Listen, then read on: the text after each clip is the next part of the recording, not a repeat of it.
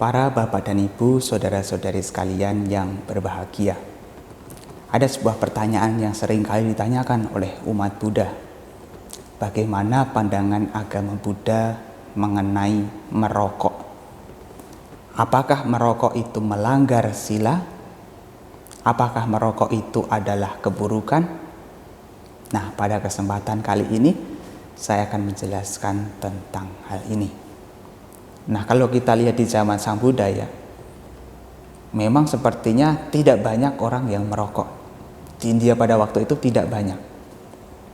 Dan Sang Buddha juga secara spesifik tidak pernah mengeluarkan larangan bahwa umat Buddha atau para biku tidak boleh merokok. Tidak ada larangan demikian. Secara spesifik Sang Buddha tidak melarang umat Buddha untuk merokok. Makanya dalam hal ini kita butuh kebijaksanaan di dalam menganalisa. Di dalam menganalisis ini apakah ini termasuk keburukan atau tidak. Memang ya sebagian orang yang merokok itu mengatakan merokok itu adalah kebutuhan mereka. Mereka tidak bisa hidup tanpa merokok. Karena mereka meskipun mengetahui bahaya dari merokok, mereka lebih mendapatkan manfaatnya daripada bahayanya. Misalnya dengan merokok, mereka bisa berpikir lebih jernih. Mereka bisa lebih semangat dalam hal bekerja. Tapi bagi orang yang tidak merokok juga akan mengatakan, oh jangan merokok, karena merokok itu banyak bahayanya, banyak kerugiannya. Kerugian yang paling nyata adalah boros. Iya kan? Boros. Satu hari kalau misalnya merokok habis 1 bungkus, berapa tuh uang keluar? Padahal kalau seandainya itu ditabung dalam 1 bulan bisa terkumpul berapa? Makanya merokok itu kategorinya adalah boros.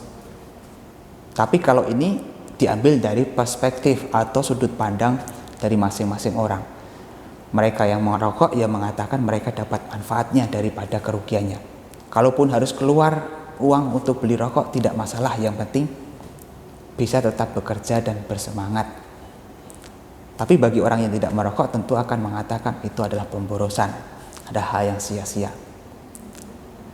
Kalau ditanya apakah merokok itu melanggar sila, jawabannya tidak melanggar sila, karena sila atau aturan atau moralitas yang dijalankan oleh umat berumah tangga adalah Pancasila Buddhis. Yang pertama adalah menghindari pembunuhan makhluk hidup. Yang kedua adalah menghindari pencurian atau mengambil barang milik orang lain. Yang ketiga adalah menghindari perbuatan asusila. Nah, yang keempat adalah menghindari berbohong atau berucap yang tidak benar. Dan yang kelima adalah menghindari minum minuman memabukkan atau minum minuman keras. Kadang-kadang orang akan mengkaitkan bahwa merokok itu masuknya adalah sila yang kelima. Tapi sebenarnya tidaklah demikian. Tidaklah demikian. Merokok berbeda dengan minum minuman keras. Tapi kalau ditanya apakah merokok itu baik atau buruk, bagaimana umat Buddha seharusnya? Ya kita tinjau lagi dari segi manfaat dan dari segi keburukan. Tapi perlu diingat kita sebagai umat Buddha harus mengetahui kriteria dari kebaikan dan keburukan. Baik itu artinya adalah sesuatu yang bermanfaat, tidak merugikan baik diri sendiri dan juga orang lain. Sementara keburukan adalah sesuatu yang bila itu dilakukan membawa kerugian pada diri sendiri dan juga orang lain. Nah, kalau seseorang itu merokok untuk dirinya sendiri, di rumahnya sendiri, di ruangannya sendiri, tidak merugikan yang lain, ya bisa dibilang bukan keburukan. Karena dia berpandangan ya dia tidak merasa dirugikan dari adanya merokok. Tapi kalau seseorang itu merokok di depan umum, kemudian apa yang dilakukan, aktivitasnya itu mengganggu orang lain yang tidak merokok, dan orang lain yang tidak merokok itu menjadi tidak senang dengan bau rokok, dengan asap rokok, maka apa yang dilakukan orang tersebut adalah keburukan. Meskipun kelihatan sepele nih, tapi kita harus lihat nih, harus lihat efek atau dampak dari merokok itu. Ya, kita bolehlah mengatakan merokok tidak melanggar sila. Bagi yang merokok, ya silahkan merokok, asal merokoklah di tempat yang sesuai. Jangan di tempat umum, jangan di tempat publik, karena barangkali orang-orang yang tidak suka merokok akan merasa dirugikan ketika ada orang lain atau ketika Anda merokok di sana. Nah, ketika ada orang lain yang merasa dirugikan dari adanya Anda yang merokok, maka pada saat itu Anda melakukan keburukan.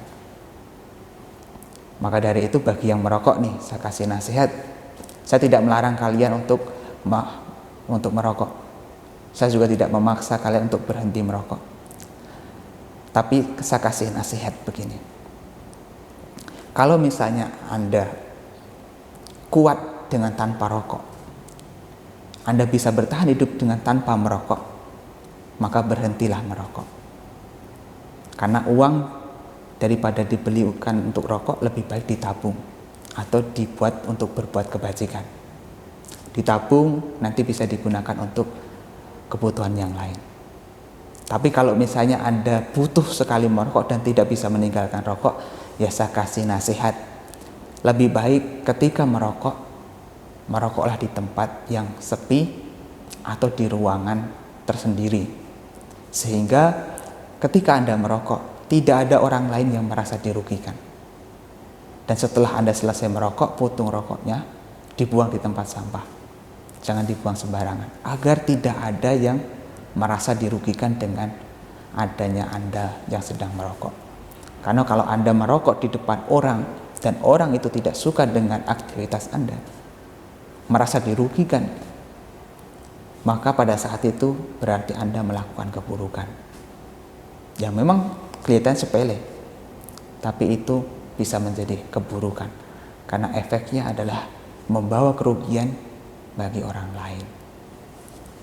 Jadi begitu ya jawabannya, tidak melanggar Pancasila, tidak melanggar kemoralan, tapi baik dan buruknya merokok ini harus dilihat dari dampaknya.